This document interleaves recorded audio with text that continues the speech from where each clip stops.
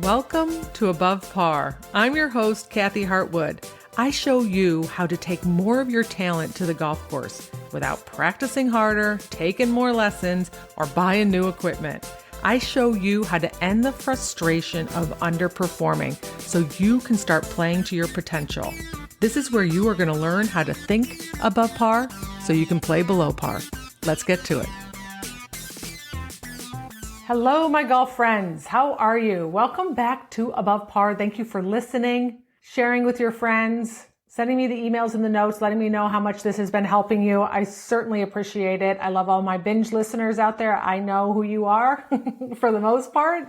You send me the notes that you listen to 4 or 5 podcasts in a day. And listen, that's part of the beauty of why I keep these short. For one thing is I want to get to the point. I don't want a lot of fluff. I don't need to hear myself speak or talk. I just want to give you as much value and detail and help in a short amount of time so that you can consume it on the way to the golf course, or you can consume it in a short amount of time, or binge listen to a bunch of them if you get behind. So I do keep them short intentionally. When I have interviews, they get a little longer because I have someone to talk to, right? When it's just me talking to myself, staring at a screen, right? Wondering if there's anybody listening. It's, I think it's more challenging for me to go and produce an hour-long podcast just by myself. So with that in mind, I'm going to keep this short and to the point for you again today. At least that is my intention. And that's what I wanted to talk about was golf intentions. Now, I had a podcast on golf attention, and that was the one that I talked about rafting. I went whitewater rafting in West Virginia and talked about attention. Attention is where you're looking, where you're putting your mind down the fairway, not looking at the trouble, not looking at the bunkers or all the different places that we do not want to go, right? We set our attention on the danger for the most part, and looking where you want yourself to go, your ball to go, all those things is so important for your brain and where you focus, because our brain doesn't know really negative. It doesn't know don't go in the bunker. It just sees bunker because that's where we set our attention. What I want to talk about today is intention, which is a little bit different. That is setting more of a purpose and a direction for your brain relative to some results that you want to create. And I think it's really important and valuable. I encourage all my clients to set intentions when they go out and play. I think it's really great and valuable for you to set an intention for the day, because it does give your brain something to look for. And at the end of the day, just like at the end of the round, you can see how much of that you achieved and how much progress you made moving towards that goal or objective. So let me give you some examples of why you want to set an intention for the day. The first thing it does is it gives your brain, like I said, something to focus on. So it increases your awareness. It builds awareness. A lot of us go through life and through golf totally unaware of our thoughts or our emotions or the connection between the two of them. I certainly did. For most of my golf career, if not all of my golf career, I was really aware of all the negative emotions, right? But I really wasn't aware of how they played out on the golf course and the connection between what I was thinking and how I was feeling, or that I even had any control over any of it.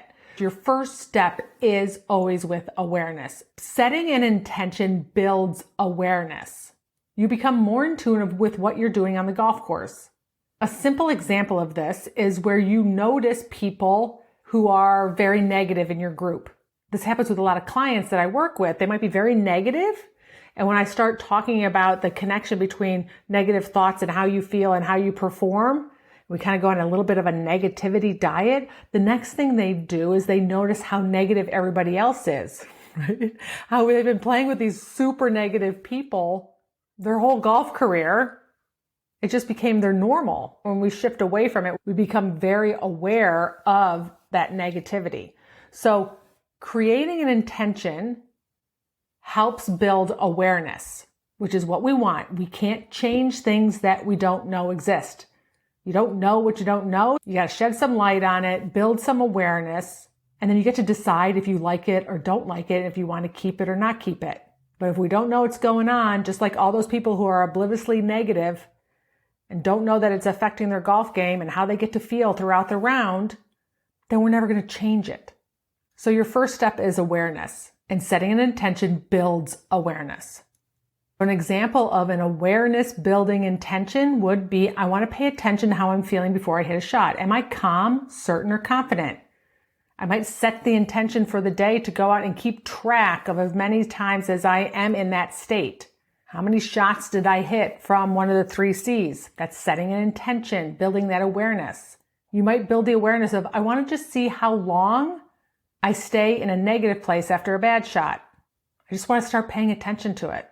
I want to start paying attention to the words that I say to myself over my putting or my chipping or a shot that gives you a little bit of trouble. That's setting an intention before you go out to play that's going to build awareness relative to what you're thinking or feeling on the golf course. You could also do it for an action. Actually, maybe you squeeze the club or your tempo gets really fast or your takeaway gets fast. And you might say, I want to pay attention to the shots or the different situations where I get a little quick. That's where I'm going to focus. That's where my intention is going to be today, building awareness. The second one is that we can build a habit. We can set the intention of creating a habit, something that we want to ingrain in our swing, something that we want to own. And I really don't want it to be a mechanical thing so much, though it can be. It needs to be just very simple because we don't really want to work on our mechanics on the golf course unless, as I say, you're bleeding on the operating table and you need to be sewn up, right? Then do what you have to do. But otherwise, most of the time our mechanical thoughts are going to get in our way. They're going to create more tension for us. We're going to be focusing inwardly on our mechanics, and usually we're not very smooth and relaxed when we're doing that. We have a lot of extra tension, and that doesn't necessarily serve our golf game. But we could create a habit like breathing. I want to remember to breathe before I putt. I need to exhale because that serves me, that brings me back to the front part of my brain, and I want to get in the habit of taking a nice deep breath or focusing on my breath before I putt. I might set an intention to really get in tune with my pre-shot routine. I notice that sometimes I do it and sometimes I don't, so I'm going to set an intention for the day that I'm going to focus on my pre-shot routine, make it as consistent as possible on every shot. You might build a habit, an intention of, I want to create this new habit of when I close my glove, that's when I go into my routine. It's going to be a trigger for me to help me focus and start my routine and go through my motions. So you can set an intention on building a habit. If it's with your swing, your intention might be on every swing, I'm just going to make sure that I don't twist the heck out of the club face going back. Right? Or whip it inside. That's a swing thought, but it could be an intention for you as well. You got to keep those simple. So we can set intentions to build habits. And the third thing that's really valuable when you set an intention before you go out to play is to build a skill. Okay, and this is going to sound like after a shot, after a bad shot, I want to set the intention to give myself 60 seconds to be upset before I get back to being calm, certain, and confident. I'm going to set an intention when I go out to play of pivoting when I hear a negative thought. Every time I hear a negative thought, I'm going to pivot with a set of phrases or words that I like that I've already chosen. I'm going to notice the thoughts. I'm going to notice how they don't work, and I'm going to practice pivoting. I'm going to set an intention to have my own back every time I miss a shot or have a bad hole. That's what I'm going to do all day. Anytime that happens, that's my intention. I'm going to build that skill. And the fourth one is you can set an intention to create a belief, a new belief that you want to have, a new identity that you want to have about yourself. And what that would sound like is today I'm going to set the intention that I'm going to believe that it's possible I could put 2 good rounds together.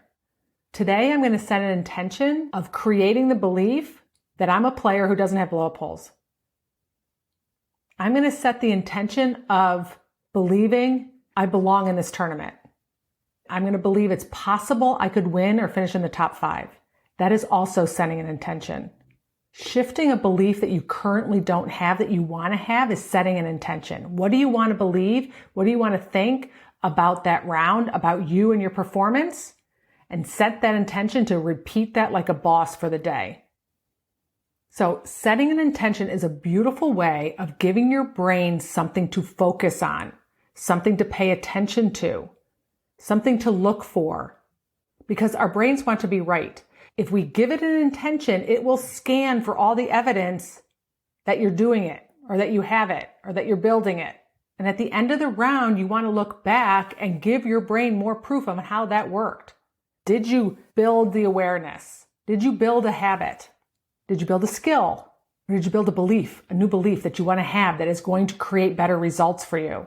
It doesn't need to be perfect, but it's so much more valuable for your brain and for your golf game than not having an intention. Because if you don't have an intention, your brain is going to go down a crappy path, right? Then you kind of let it wander all over the place.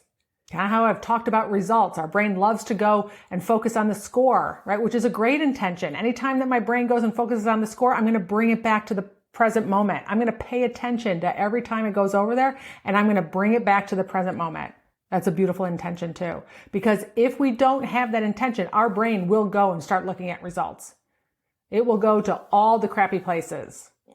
Before every round, whether it's a tournament or just a fun round, set an intention. You're training your brain to look for evidence of things that you want to see, of results that you want to create. So valuable. All right, so let me know. Send me a note when you set an intention and you start seeing those results. Share with me your perspective on how that's influencing your results and how you show up on the golf course. 4 different reasons to set intentions. Pick one, anyone. It doesn't matter. Anything that you find that is going to be useful for you. And if I can help you in any way, make sure you check out all the programs that I have at kathyhartwood.com. All right, my friends, have a beautiful week, and I'll talk to you next Wednesday.